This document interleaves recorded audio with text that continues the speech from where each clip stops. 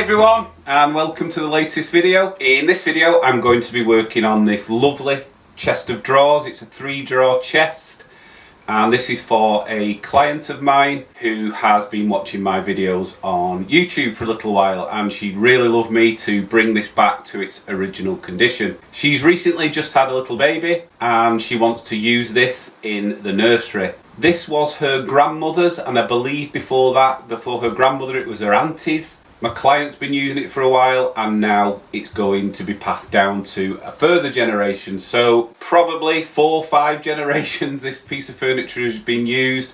So it just shows what a good quality piece of furniture can do. I'm going to fully restore this, and hopefully you'll enjoy the transformation, you'll enjoy the process, and as always, thanks for watching. Considering these drawers had been used by so many people for such a long time, they weren't in a terrible condition. The finish had totally failed on the top, and there were the usual scratches and dings and bits of veneer that were needed repair.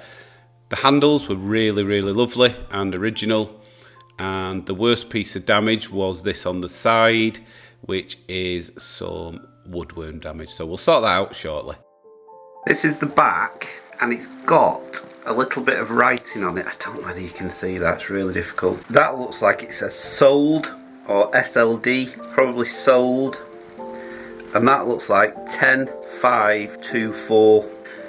Now, that could mean the 10th of May 1924, but I don't know whether that's a bit too old for this. This is hardboard, and 1920s pieces I've seen don't generally have hardboard on them. They generally have either a ply panel or a solid wood panel.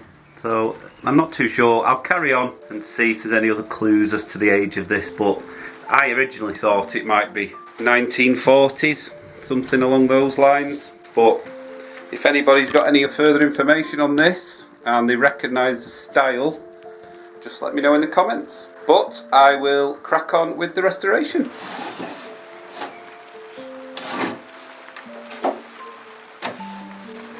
You can see it's got dovetail joints, but these don't look to be hand cut, they look to be machine cut. Now, that doesn't necessarily mean it's not as old as 1920s, but it's less likely, I guess, maybe. I don't know, but they're definitely machine cut and not hand cut, which again might make me think it's not quite as old as the 1920s, but I could be wrong, I often am, so we'll carry on.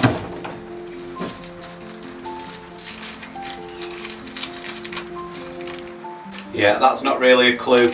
I was looking at the date on this receipt, but it's 2016, so it definitely wasn't made then.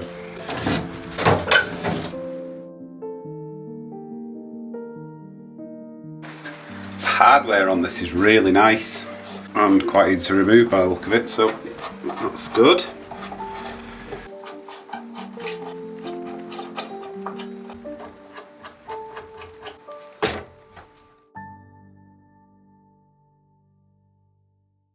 This finish is quite bad, a lot of it's worn away, looks like shellac, so I'm going to try it with the scraper first, see how we get on. I might use paint stripper, but let's try this first.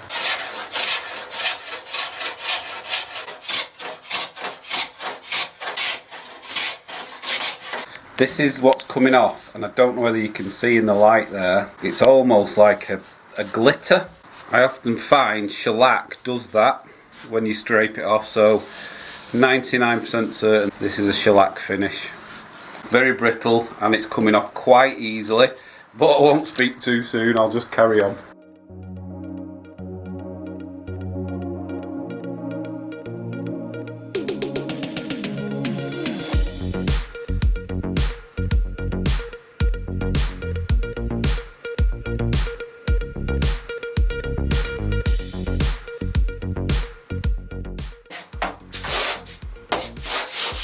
You can now see the beautiful grain, but you can also see quite a lot of staining where the finish had failed at the front area. This has been protected with the finish, and this has received quite a lot of stains. You can actually feel the difference in the texture. But not to worry, we'll deal with that, but that'll be a bit later in the process, so I'll show you that in a bit.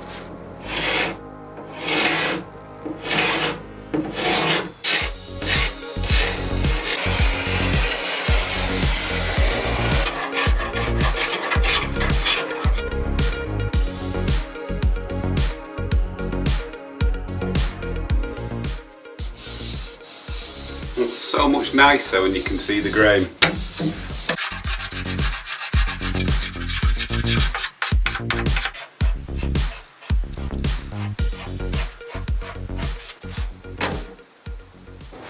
Decided to use a bit of paint stripper on the drawers just because it's quite easy, it's flat surfaces, so hopefully it shouldn't take as long as scraping.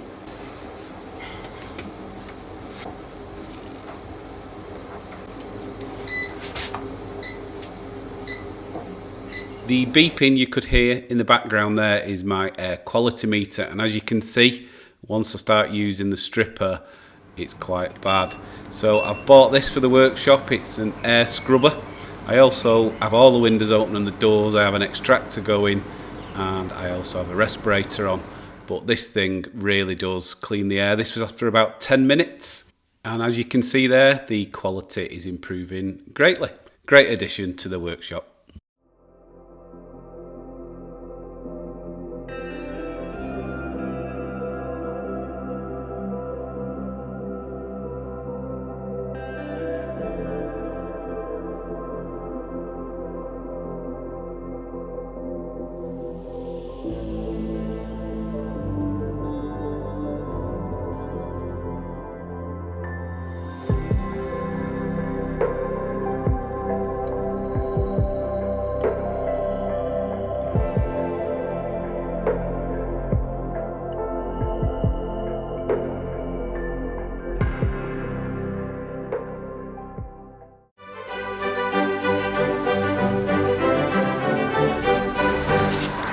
Hello.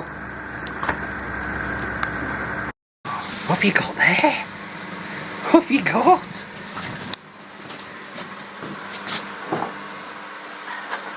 Are your teddies? Where is he? Have you got him? What have you got? What have you got, lamb chop? Are you ready? Ready, go! You got Barney? Oh, who have you got, Daisy? Let's set some more out, okay. Oh, you getting in?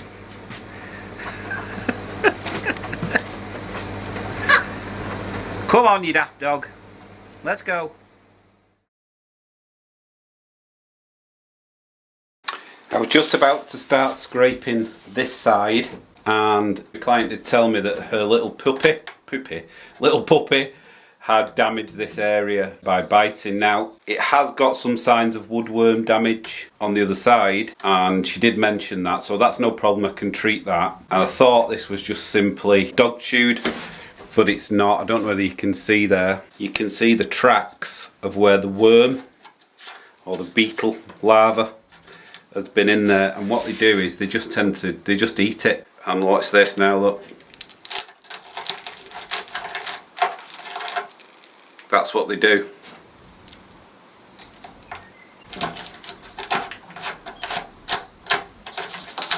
I thought this just needed re-veneering initially, but I'm going to have to do something with this. I'll have to cut the bad piece out, try and put a new piece in, fix it in there somehow. This is going to be quite tough because I don't really want to take it all to pieces.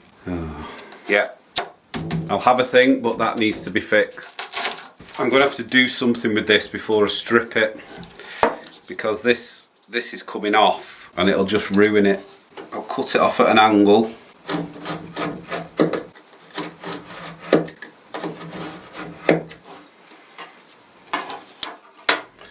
Like that. And obviously I'll keep hold of that bit, and now I just need to do something with this.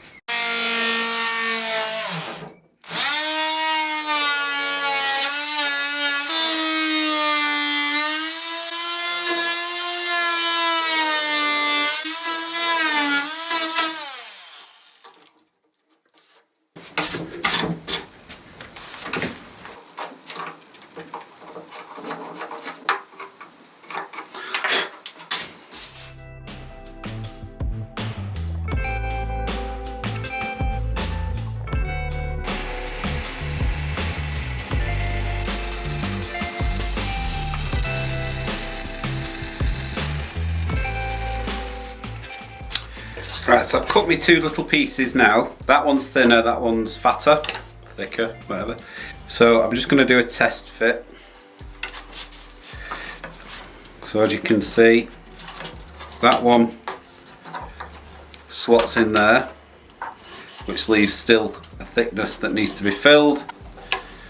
And then that one can go in there. These little edges here, I'll just fill those with some filler and smooth it, and then it'll give me a better surface to put the veneer on. Obviously if this wasn't being veneered, this wouldn't be a very good repair, because obviously it's not very close and the grain's in a different pattern, so you wouldn't do this if you weren't going to veneer over it, but it should be perfectly fine. So I just need to glue that up now, clamp it, let it dry, and then I can strip the rest, and once all that's done I can find some veneer and repair this, put the piece back that I took off and repair the missing part. So yeah, good, I'll just glue that now.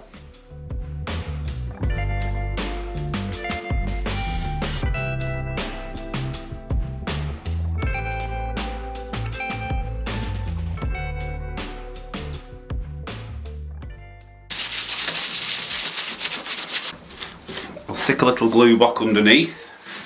I've got this little piece of mahogany which I'll glue and stick underneath.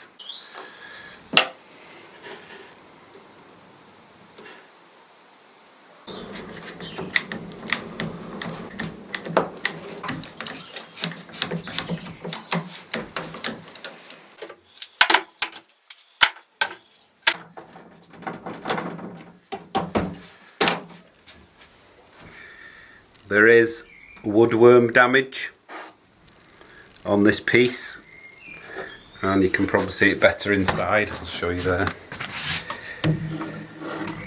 You can see the holes where the beetle larva has gone in. You can see there, some there.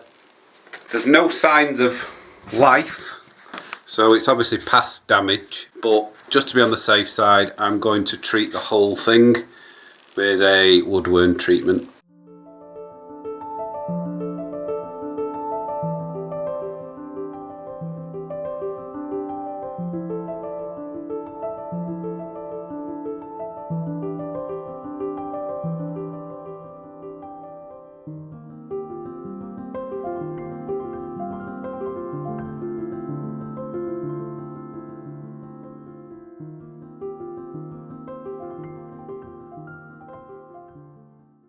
All the woodworm treatment has dried off now. If there was anything in it, that's all dead and shouldn't be a problem anymore. But as you can see, still a lot of holes left, so I'm just going to fill those with some filler that's stainable. But while I was looking at that, I have noticed a manufacturer's mark, and it's really difficult to see. The make is CC41, which is utility furniture, and this originated, I think it was in about 1941, but I'll do a bit of research, and there's a bit of history behind these pieces of furniture because I've worked on these before.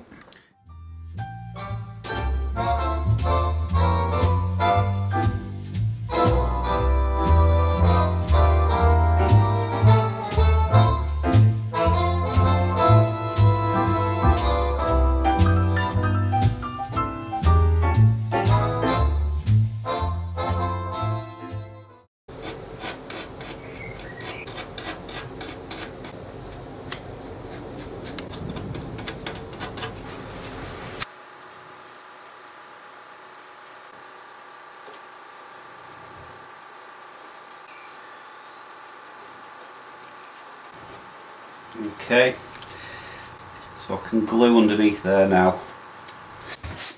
I'm going to use hide glue, and I'm going to try and get it in here with a syringe, so I'll do these bits first.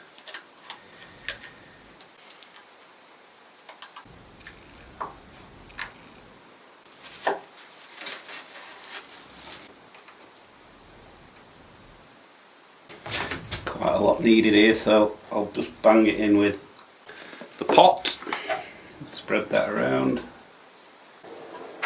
Right, there's plenty of glue in there now, you can see it all squeezing out Probably too much glue, but there you go. Clean off the excess. Leave that a little minute and then I'll clamp it.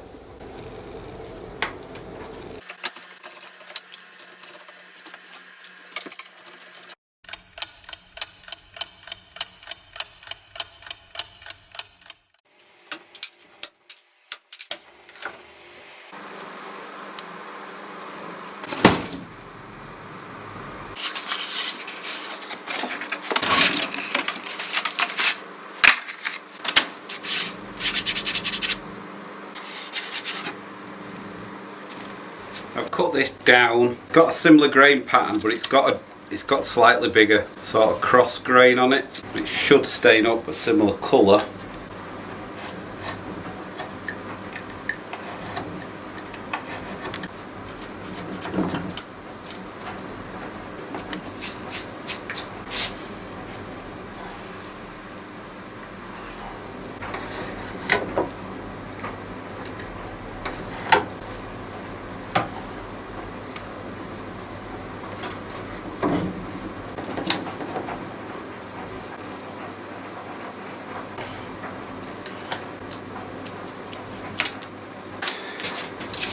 Right, after a bit of trimming and just taking off a little bit with the sander, I've got the fit that I want.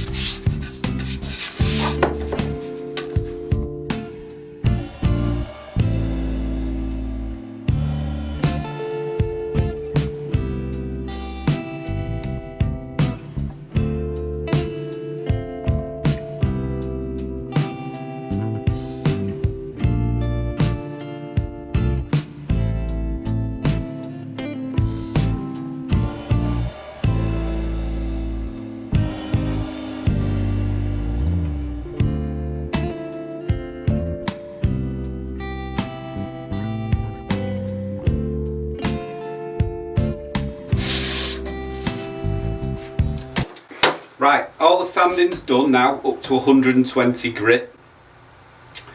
The reason I haven't done it to a finer grit yet is because I'm going to treat it with oxalic acid. The top has got a few watermarks where the finish failed on it. The frame and the sides aren't too bad, little few marks, so I'll treat it with oxalic acid. It needs to be cleaned inside as well, but I'm going to do the oxalic acid first because that needs neutralising once it's dry, so I'll be using water again.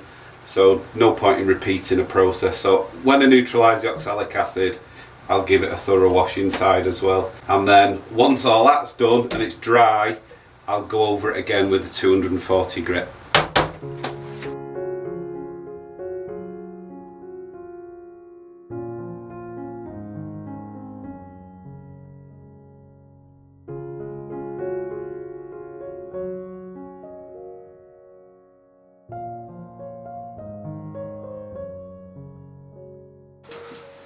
So that's completely covered in oxalic acid now, so let that dry now, neutralise it all, let that dry again, sand it all, and then we can get on to stain.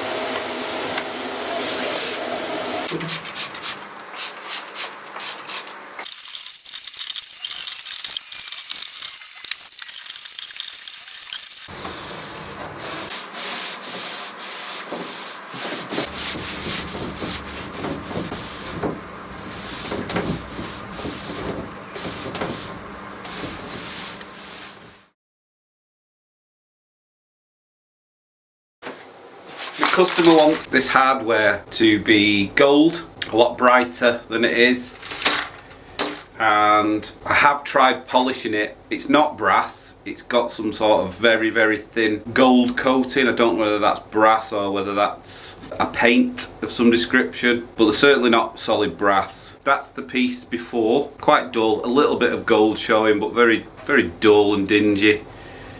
And that's after I've polished it. Now, it doesn't look massively different. It's not as gold as she'd like, I don't think. So, I've got a plan B to try and retain the detail. I'm going to keep the back in black and then sort of pop the detail with some gold gilding on the front. Yeah, it's a shame. I thought they might polish up a lot nicer than that, but not really any massive transformation there. So, that's what I'll do. Right, change of plan. I'm not spray painting them now. I really did want to try and keep these original without adding paint. And to be honest, I'll give it another go with some 4-0 steel wool.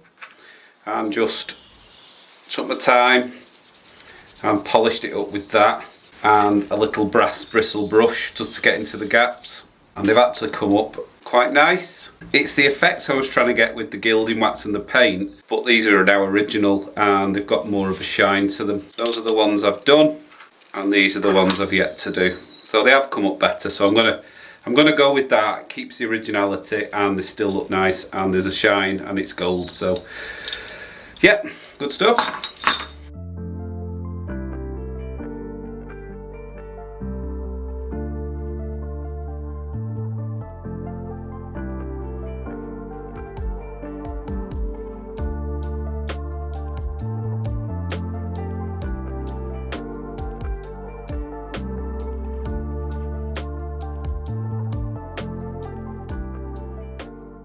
Customer wants this in a mahogany to match some of our other furniture, so that's what I'm using. Nice new one.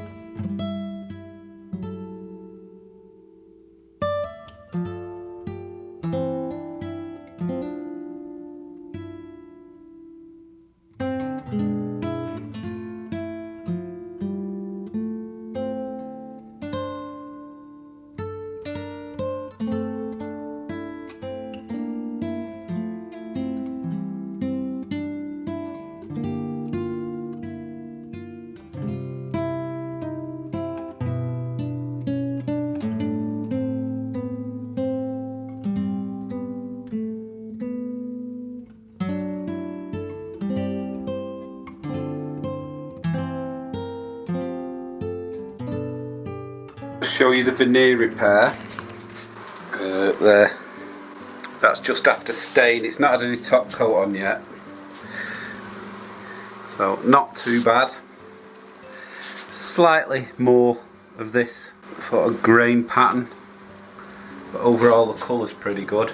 I'll see how it looks when I put a first coat of top coat on, but that's the next job. All stained, let that dry, and then top coat. Because this was going to be used in a nursery, I decided to use a more natural product. So I'm using the Gilboys Hard Wax Oil, and this is so easy to apply. Gives a really nice sheen when it's cured and is a strong and durable finish. So that's what I'm using on the entire piece.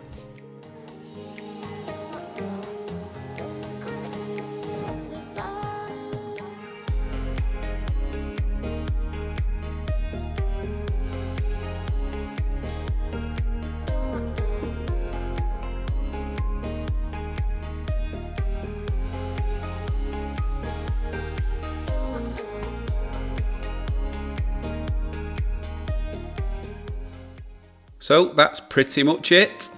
All I have to do now is feed and protect the drawers, and for that I'm using some Howard's feeding wax. And once that's done, just add the hardware and then we're all done. And I'd just like to say a massive thank you as always to everybody that supports the channel, whether that's through the super thanks button, the buy me a coffee links, the Amazon wish list, or just simply leaving comments and leaving a thumbs up. The thumbs up really helps the channel and I really appreciate it. I hope you've enjoyed it. I hope you like the end result, and I will see you in the next one.